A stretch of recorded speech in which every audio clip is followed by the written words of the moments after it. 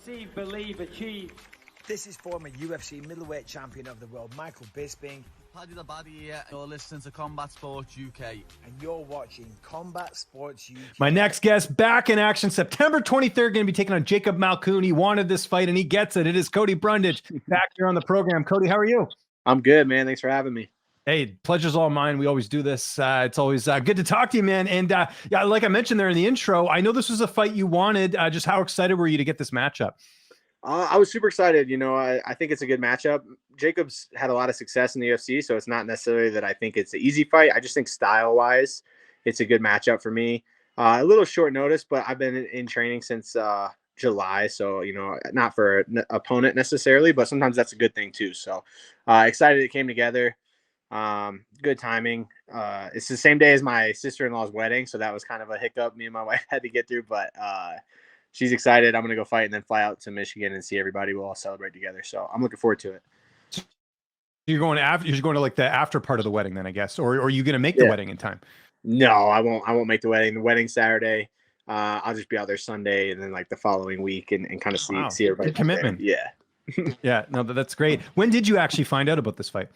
I knew I didn't sign the contract probably until 3 weeks out, but I knew I had hit up my manager and said, hey, you know, I heard that his opponent's out. Is this something we're thinking about doing? At first I was like, oh, I didn't even realize the date. And I was like, maybe not. And then they called me and were like, hey, this is an option. I think it was probably like a month out. Okay, nice. Yeah, so end of August. So I had pretty good time. You know, I feel like, you know, almost as much time as I had with like Trayshawn or somebody like that. So similar to that kind of time frame. Any surprises getting another fight? Again, I know you have a contract, they got to fulfill it, but I know the last couple haven't gone your way. Was there any sort of like, what was your reaction when you found out you actually got this? Well, so, you know, after my last fight, I actually had a sit down with Mick. He was at the fights. And so I got to talk to him a little bit. You know, he's like, hey, you just looked flat. It's okay. We'll get you another one and, you know, go handle business. We'll get you on a new contract. So, you know, that feels good. I feel like, you know, part of that's just being rewarded for always taking fights and never shying away from things that other people might say no to. You know, I've taken short notice fights and I've never taken a fight I didn't think I could win. It's not like I'm just taking these fights to help the UFC out. You know, I've always felt like I have opportunity to win. Unfortunately, you know, they haven't gone my way, but I wasn't shocked to get another opportunity just from that conversation that we had. Okay, well, that's great. So this is a new contract then?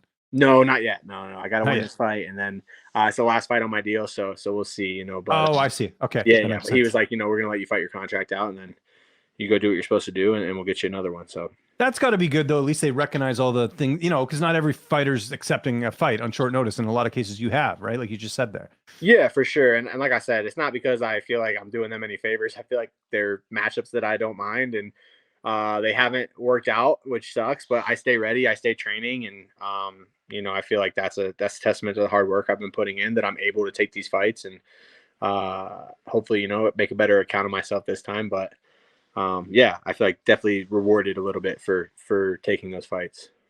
How are you looking at this fight style-wise? Obviously, Malkoun not afraid to throw hands when it comes to his fights. How you sort of looking at this one?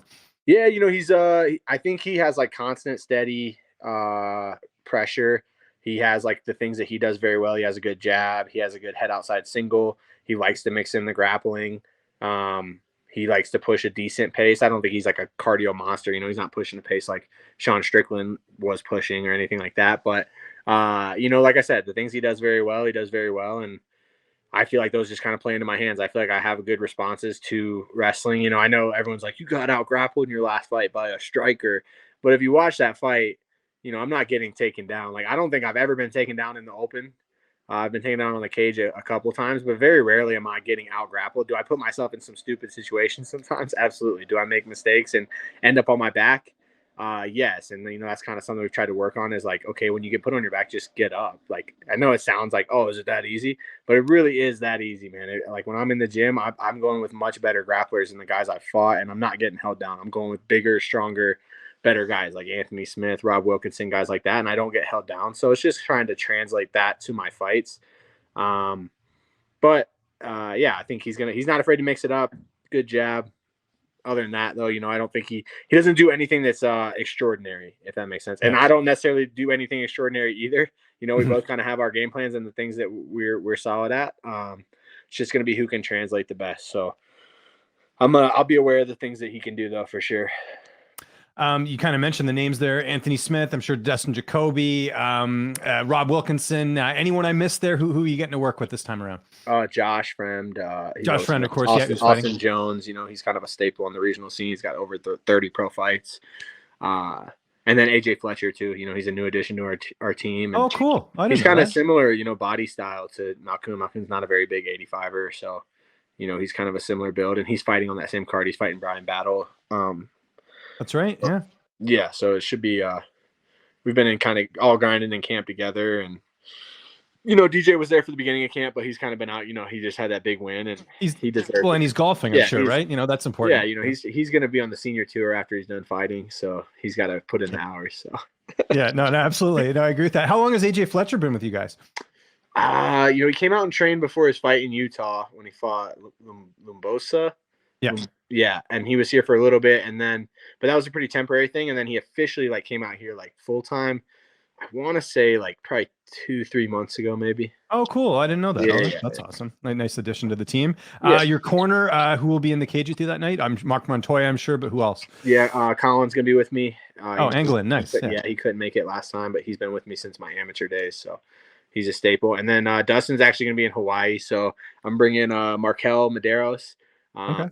And he's going to be on Contender Series the next month. So it'll be, we work pretty well together, and good experience for him getting that walk, right? Because that's kind of like Contender Series, right? So, yeah, and I feel like, I had guys do that for me, older guys that kind of were in the UFC and in a position to bring me along for the ride, and made a big impact on me. So, and Markel knows his stuff, I'm not just bringing him as here, man, you can see what it's like. He knows what he's doing too. So a little bit of both of those things though. And it'll be good having him out there. He's going to come out Friday. Coach can come out Friday, and then Colin will be with me all week. So, but we're going to have a big crowd out there, man. I feel like, so I'm cornering Josh the week before he's fighting Kopolov. So I'm going to corner him. I'm going to fly out Friday, corner him. And then another one of our teammates, Jacoby Jones, fights on Contender Series that Tuesday. So we have a few guys flying out. So we should have a pretty good contingent of Factory X guys, and just kind of keep the training going all week and good vibes all week, which I'm looking forward to, How's this one playing out on the 23rd? How do you see it going down? I feel like he definitely will probably take me down. I feel like he's got good takedowns. He's relentless. And it's just going to be, I feel like I'll get back up. I feel like I got great cardio. I can push a hard pace. I feel like I have the power advantage, and I feel like I'll find him. Every single one of his fights, they found him. He's tough. He's durable. But every fight he gets a little bit wobbled, a little bit hurt. And I feel like I have really good power. I feel like, if you look at that Hidalgo fight, nobody had dropped Hidalgo. I know everybody can say whatever they want about his striking, but, I dropped him, hurt him multiple times. And I feel like I'll be able to find Jacob in there. And I feel like once I find him, I'll be able to put him away. So, maybe a little bit of adversity in the beginning, and that'll be kind of the growth, is just kind of dealing with that adversity, which I haven't done a great job of in the past, I don't think. So deal with the adversity, and then I feel like I'll find a way to get him out of there second, third round probably. You referenced it there. Sean Strickland is the new middleweight champion. What was your reaction watching that fight? What did you think of him winning? I mean, it was, I'm a big Izzy fan. I felt like Sean fought a great fight. He's very talented. He puts in the work. Everyone that is around him says he's the hardest worker they know. So, you like to see that thing pay off. It was funny, in the build-up, me and my wife, we watch all the embeddeds, and I was like, man, this is really just Rocky versus Apollo Creed. Yeah. You could definitely see the parallels there. And Sean, I think Sean says some goofy, crazy stuff sometimes, and so people forget how talented he is as a fighter. And his style is a little unorthodox and seems a little bit goofy. But if you look at the stats, he's got the best defensive percentages in middleweight history, I think, and at least right now he's way up there, number one. And so I feel like he deserves a lot more credit than people are necessarily giving him. Even Dana was like, Izzy just had an off night, and sometimes it's like that. And I think, a big part of that was that Sean's style was really tough for Izzy. How many people do you see walk Izzy down? Not really. Pereira did a little bit, but he didn't do it in the way Sean Strickland did it. Sean Strickland walked him down for 5 rounds, won 4-1, but easily they could have said he won the second too. It wasn't like a blowout. It'll be interesting to see. I feel like if you're going to beat Sean Strickland, you got to be able to threaten the wrestling just to stop the pressure. And so if they run that fight back immediately, I don't know if Izzy has the tools to, he can obviously knock anyone out. He's a tremendous striker, but I don't know if he has the tools to beat Sean over 5 rounds, which if you would have asked me on Friday night, I would be like, oh yeah, for sure. Izzy can beat anyone.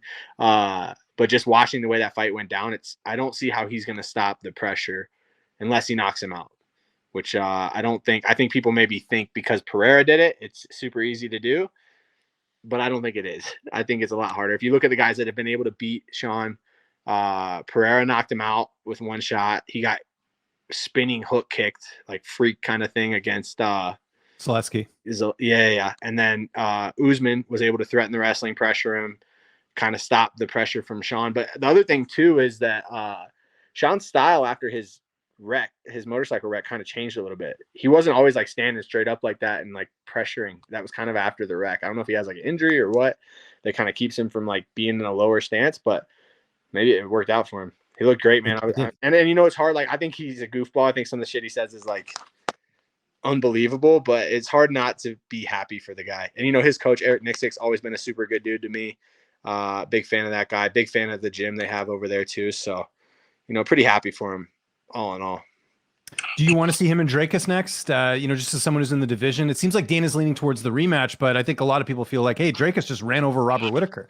Yeah, I think like Dracus definitely deserves it. It'll be interesting to see what happens with Hamzat and Costa. If true. Hamzat can run through Costa like he's run through everyone else, I think Dricus deserves it. But from a business side, if I'm the UFC, I'm thinking maybe like put Hamzat against Sean if you don't do the rematch and try to find a way to do Izzy versus Dricus, just because that's their money fight, right? Everyone wants to see that. And, they could do what they do with the BMF belt, just make up a title, another belt at middleweight. Yeah. They'd be like the king of Africa belt. That'll get people really, really in tune to want to watch it. So, the UFC is funny, man. Like, we don't make gimmick fights unless it makes sense money wise. So that Dricus Izzy fight is not a fight they want to miss on, regardless of if it's for a championship or not. So it'll be interesting to see. You mentioned Costa and Chimaev. That's also in your division. Who do you see winning that? Who do you think gets it done in October? If it happens, I think Chimaev gets the job done. Costa, to me, it's weird. Like the last couple of fights he's been in, it's like he just doesn't really care to be there, which is an interesting dynamic, I think. Mm-hmm.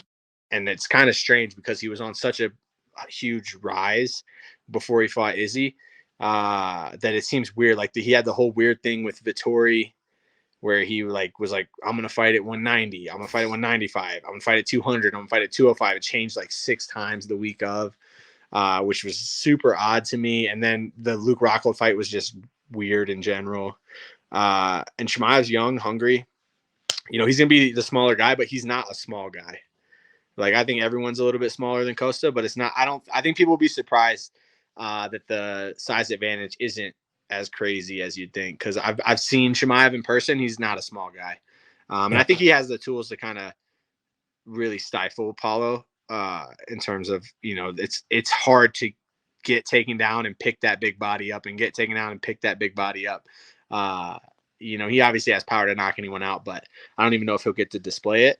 I think Chimaev wins if it happens. Like I said, I'm like 50-50 on if that fight will even take place, but we'll see. Okay. How's fatherhood going these days? I always got to ask. It's good, man.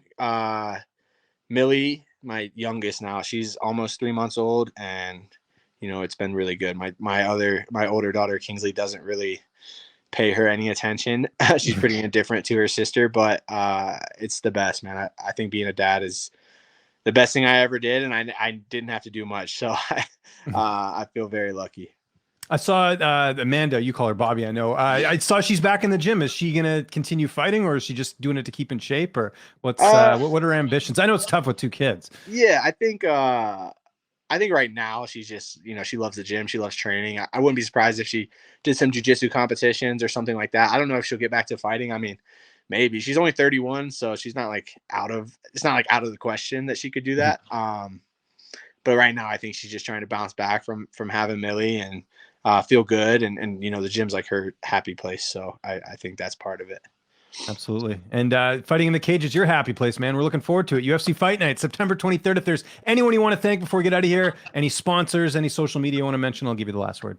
Yeah, I just want to thank my team, Factor X. I love them. They've been here for me. It's like a family. I feel like we have one of the best cultures in MMA, and that's something I feel very lucky to have. And my management, Iridium, they always get me good opportunities, whether I capitalize or not. They're always doing their best for me, so I appreciate them. And yeah, I'm excited. I feel like the people I have around me are really great, and they're part of the reason I'm still doing it. So hopefully we get the job done.